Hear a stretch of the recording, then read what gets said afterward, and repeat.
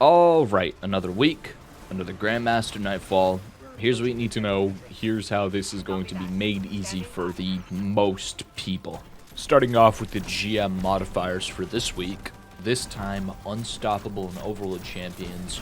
We're also dealing with Cenotaph this week, so watch out for Blight Geysers whenever you kill taken opponents. A 25% increase to incoming arc damage, and the overcharged weapons are Stasis, Solar, and overcharged rocket launcher.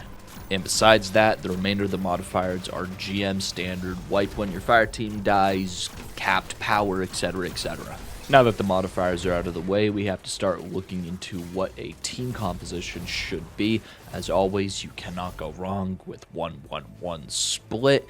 Of that split, Warlocks should probably be playing well of Radiance. Titans can do whatever they want, and Hunters, for this particular GM, I would recommend going with Solar, same thing as last week. It's really easy to keep up Infinite Radiance, Infinite Restoration, and just having the Celestial Nighthawk to deal with enemies in an instant and one-shot any and all stunned champions, as long as you're hitting them in their crit spot with the Celestial Nighthawk Golden Gun will be ideal. And finally, I would recommend that Titans be playing Strand so that they're able to suspend opponents and have the Super plus the Banner of War just for regeneration and insanely high damage to all the trash mobs and infinitely splitting Scions. It's just a really good idea to be running Strand. You will see why specifically later.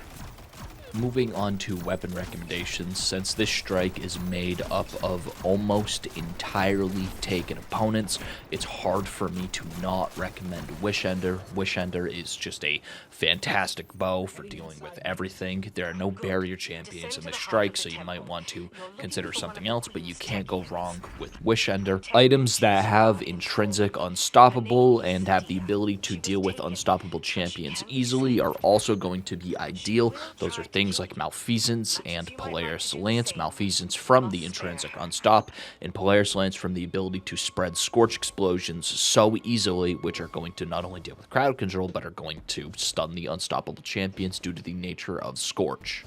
Following this same vein of thought, Dragon's Breath, if you want to use an exotic heavy weapon, is going to be a great option. Most of the targets in this strike are big and chunky, so they're going to be easy to hit. You're not dealing with a lot of little things, with the exception of the final boss. Apart from those exotics, use what you're comfortable with. You're looking for at least one champion coverage per person.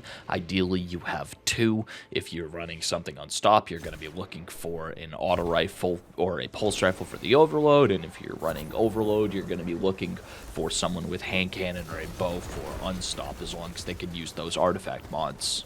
Every member of my team ran double primaries just so we were able to have coverage for champions all of the time, and we were all using heavy weapons that had area control, myself with an incandescent light machine gun, my two teammates both with rocket launchers.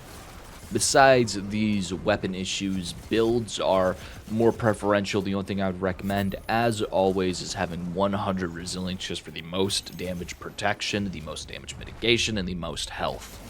Other than that, pick your poison, whatever suits your build, whether it be grenade, intellect, super, whatever you want to do, realistically.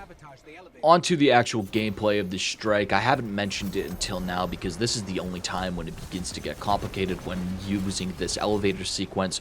You're going to want to prime the taken orbs for both of the elevators, and immediately after the Scions are defeated or waiting until the shielded enemies are spawned, ideally you should be able to kill all of the Scions with area of effect weapons just so they don't split infinitely, and then you can throw the orb and kill the elevator enemies fairly simply. You shouldn't mess this up. The only time you're going to mess this up is when you throw the orb too early and you need to prepare another one. Also, you need to be careful when the door for the elevator opens. Don't be like me. Don't stand in the middle and just waiting to get shot by ogres and knights in the acolyte's eye.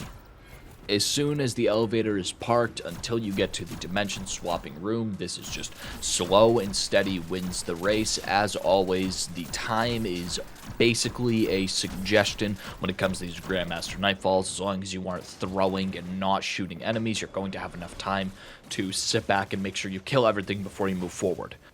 There are 2 more champions you need to deal with before you get to the dimension swapping mini boss, along with some knights where if you miss to them or let them run away after you come off the elevator, they'll be camping in the next room. But I'm just going to skip ahead real quick to the first real mini boss, the section where you're going to be swapping dimensions. You can do this one of 2 ways. You can either do what my fire team is doing currently, camping on the stairs and using the ability to back up as your main point of leverage, or you can camp on either of the 2 balconies and shoot down. Personally, if you're having a little bit trouble dealing with the enemies, I'd recommend using the stairs, but the stairs does have one big issue. Personally, even though I'm a big fan of the sit back on the stairs and camp strategy, it does have some notable downsides in that you aren't going to be able to easily access all the champions if you're going for platinum rewards, and in certain instances, if you tunnel vision on the boss and aggro the wrong enemies, you could potentially find yourself in a situation where on screen you're seeing that the pole that we're using for all of our cover is blocking us, and they just sneak up behind you and kill you immediately. It's fairly tragic whenever that happens, but nothing that isn't avoidable in the future, so this is the run immediately after that because it doesn't take very long to get back to this point. These runs are both done in the span of around 30 minutes. As always, slow and steady wins to race. The thing to consider is if you are not going out and actively seeking the champions while sitting on the stairs, you're going to miss them, because once you kill both of the bosses, the champions that are in this mini boss room, 2 unstoppables, will despawn. Finally, once you kill both the bosses, if you are in the Taken realm, you want to be careful of the Acolyte Eyes because they do not despawn, and there's going to be a portal that spawns, taking you back to the normal world. As soon as you leave this portal, you're basically going to be face to face with 2 unstoppable champions, so make sure you're just able to deal with them immediately. If you have a Titan, have them pop their super if they saved it. If you can spread overload, just overload them or unstop the champions, because there are 4 unstopped champions and 2 overload champions that are going to be in your face almost immediately and sniping you. So just being able to deal with that is going to be the only way you can survive, obviously. Working your way down the stairs, you have to not forget about the overload champions. They aren't going to go away. Alongside that, there is a wanted mini boss that is still here from the old Forsaken days, if you do remember that, and it's not the easiest to kill because of the shields, but if you have Radiant and Armor Piercing, you can just pierce the shields that the Vandal boss spawns. And as always, don't forget to kill the champions if you want to go for platinum rewards. You can just skip these champions at this point if you don't feel like killing them, but always good practice. Kill the champions for the revive tokens, kill the champions so you can get platinum rewards. My only piece of advice for this next bit of strike when you're doing the jumping down, weaving through the Taken Blights, is let one person do it at a time, because if you die or when you're falling, there's no way for your teammates to go back up to get you. But if one person does make it to the bottom, then you're going to get adjoining allies, and you're going to be put in a ideal spot. So just make sure to do that one at a time, just so you all don't die to the blights, and just so the orbs aren't put in the wrong place at the wrong time. I'm just skipping ahead for a second, but as you're jumping down, just make sure, platform to platform, kill the enemies. There are a couple champions that you do need to deal with. Make sure everything is dead before jumping down, which is why having longer range weapons like scout rifles or even auto rifles are going to be ideal for staying safe while being as quick as possible to go through.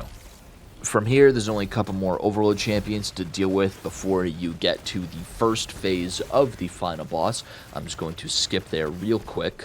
Be careful with the jumping, and when you get to the boss arena, there is a place you can camp where I'm currently standing now. This is the safest place to be while you're killing Cydia.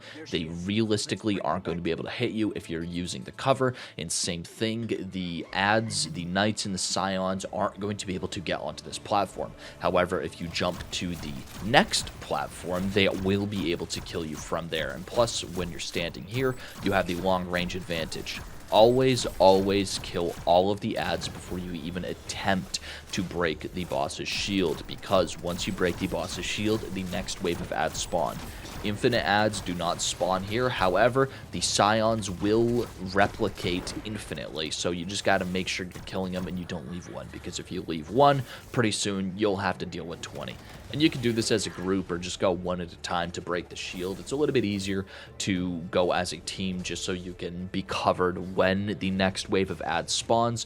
But as always, pass the ball to one teammate before hitting the boss with it, and make sure you're coordinating when you're doing that, just so you can be in position, because Sadia at this point is on a timer. Even though the boss's health bar is split into 4 distinct sections, you can over damage, quote unquote, these sections. It is possible to kill Sadia in this room if you burn through all your supers and all of your heavy ammo. I think with 3 Celestial Nighthawks and debuff, it is able to one-shot the boss in this room. But if you're not doing that, you're going to be stuck doing 2 phases of the final boss. Same rules apply until you get the boss to half HP. Then you're going to see the ground you're standing on currently is going to turn into a turnback zone, and it will kill you if you're still standing here. So you need to be sure you're able and ready to jump onto the next platform in front of you so you don't die. The strike arguably gets easier from this point, with the exception of me dying to the groups of scions, but once you're done clearing this out, you can not clear it out, but if you just try to run through all of the enemies, you're probably going to die. So best practice is always safety, so just make sure you're killing everything before you're running through. Alright, once you're done moving up, moving through this Taken dimension, killing all the champions along the way, the Taken Knights, the Taken Scions, you're going to be faced with the final boss arena. The most important thing to consider is to not stay in the same place. Keep on moving and focus the ads before you focus the boss. The ads are going to spawn in several waves. The first wave is going to spawn when you initially jump on the platform. The second wave is going to spawn when you break the boss's shield for the first time. And if you can kill the boss quick enough, a third wave will not spawn. The best way to deal with this is to just make sure you're not saving anything. Don't save your heavy ammo. Don't save your supers if you can avoid it, because if you're using melee supers, you're not going to be able to hit the boss. If you're using well, you can argue that you can stay in the same place while you're in the well, but the boss has such a small health pool and such a high critical hit modifier that it's going to be harder almost to deal with the ads that are spawning, because as long as you're moving, the boss can't hit you with the wombo combo double tap that is able to one-shot, and if you're always moving, the boss isn't going to be able to pin you down with the Taken Blast. Same thing with the enemies that are going to spawn. And now, as always, we're going to finish the strike here by passing the ball to your teammate, and me, I'm just going to shoot her in the face with the golden gun, doing an absolutely insane amount of damage. But yeah, here we are, we're done with the strike. Now, on this particular run, we didn't get platinum rewards, spoiler alert, because as I was saying, during the dimension shifting boss room, we didn't kill all of the champions, because once you kill the 2 bosses, all of the champions associated with those bosses despawn. So in the end, we missed a singular champion that prevented us from getting platinum rewards. But apart from that, that's how you do the strike. It's very easy. I would encourage everyone to try to do it. The reward this week is the legendary sniper Uzime RR4. It's one of the better endgame snipers. Not the best, but still very usable. And apart from that, thank you for watching. I'll be doing the solo Grandmaster relatively soon. Try to get that out soon. And you all have a great day.